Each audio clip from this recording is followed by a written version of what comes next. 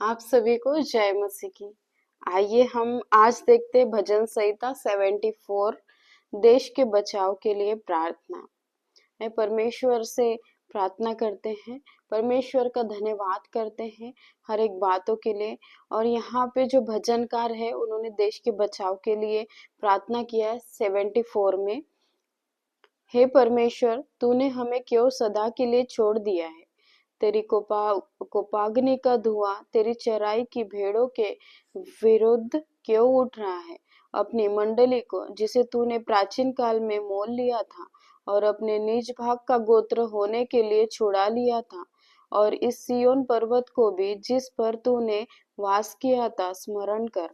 अपने डग अनंत खंडरों की ओर बढ़ा, अर्थात उन सब बुराइयों की ओर जो शत्रु ने पवित्र स्थान में की है। मैं द्रोही तेरे पवित्र स्थान के बीच गरजते रहे हैं। उन्होंने अपनी ही ध्वजाओं को चिन्ह ठहराया है।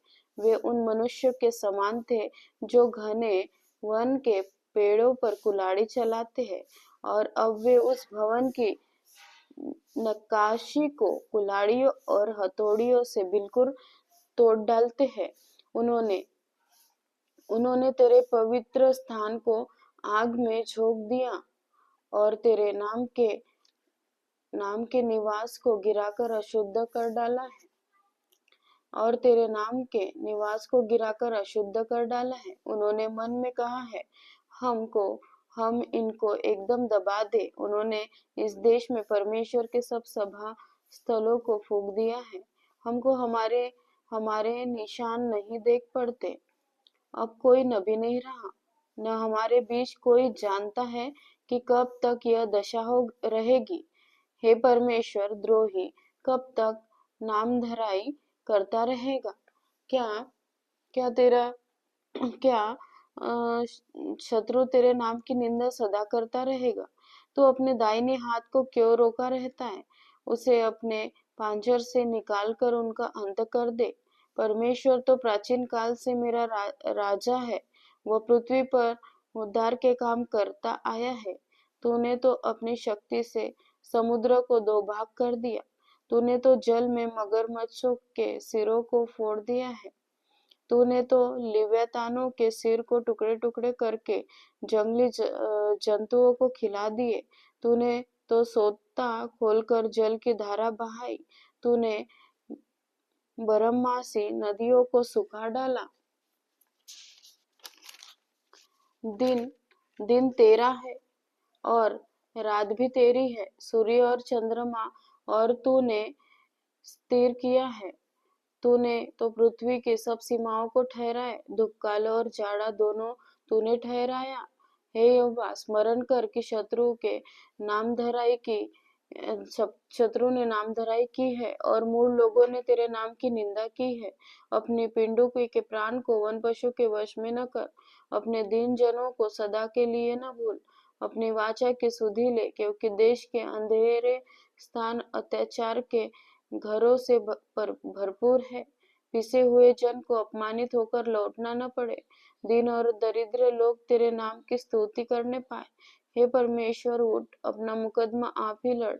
तेरी जो नामधराई मूढ़ द्वारा दिन भर होती रहती है, उसे स्मरण कर। अपने द्रोहियों को बड़ा बोल न भूल। तेरे विरोधियों का कोलाना निरंतर उठता रहता है। हालेलुया।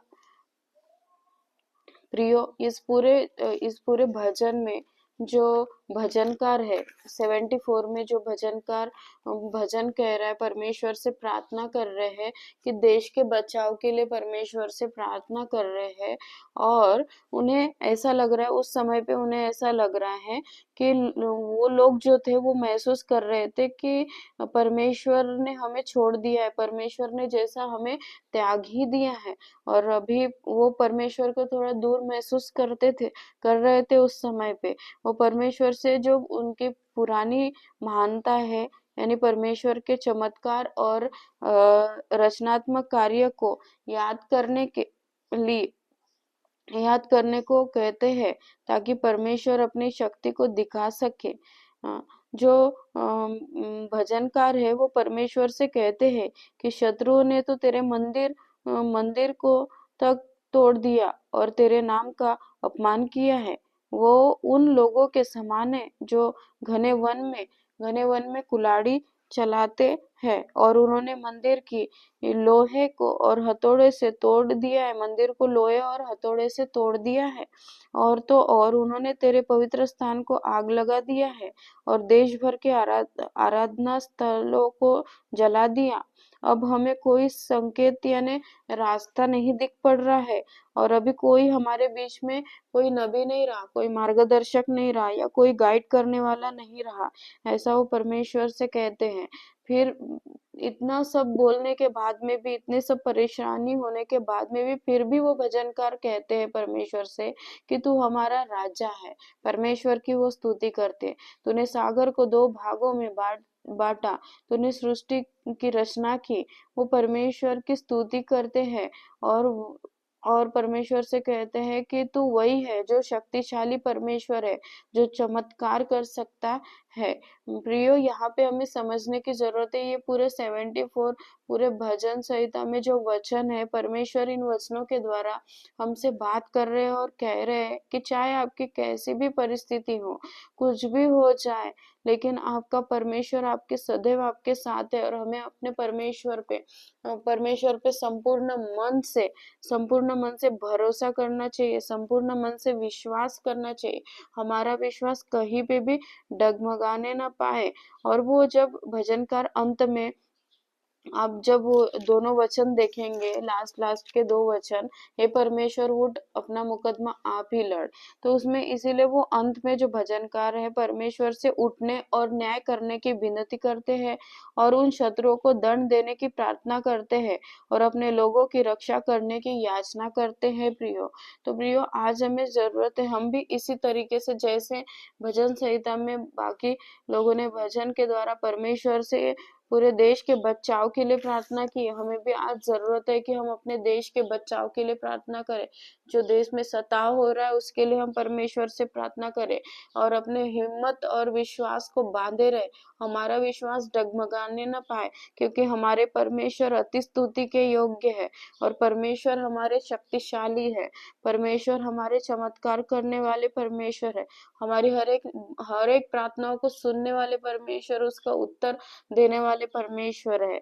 तो आइए प्रियो, हम परमेश्वर से प्रार्थना करते हैं कि परमेश्वर पिता, हम आपका धन्यवाद करते हैं इन वचनों के द्वारा हमसे बातचीत करने के लिए, खुदावंत मेरे राजा। और प्रभु, आज जो भी प्रभु ये ऑनलाइन के माध्यम से जो वचन को रिसीव कर रहे हैं प्रभु, उन सभी को आप प्रभु आशीषित और ब्लेस करें प्रभु पिता परमेश्वर। और राजा, हमारा विश्वास को प्रभु ऐसे बनाए रखे, जो देश देश में प्रभु लड़ाई और जो देश देश में प्रभु सताव चल रहे, उन सभी को प्रभु पिता परमेश्वर इसी तरीके से प्रभु विश्वास में मजबूत करे मेरे राजा। ओ परमेश्वर पिता, हम धन्यवाद करते अपने देश को बचाने के लिए प्रभु। इसी तरीके से हम भी प्रार्थना करते प्रभु, पूरे देश को आपके, पूरे लोगों को आपके हाथों में सौंपते हैं परमेश्वर, आपके पवित्र हाथों में सभी को सौंपते हैं राजा। प्रभु आशीषित करे, ब्लेस करे और सभी की सुधि ले परमेश्वर पिता। हर एक बातों में प्रभु आपको प्रभु हम आदर, गौरव, महिमा, सम्मान सब कुछ देते हैं। और ये छोटी सी विनती प्रार्थना प्रभु यीशु के नाम से हम मांगते हैं, दया से सुने और कबूल कीजिए। आमीन। हालेलुया। सभी को जय मसीह। परमेश्वर आप सभी को आशीष दे। सभी को जय मसीह की।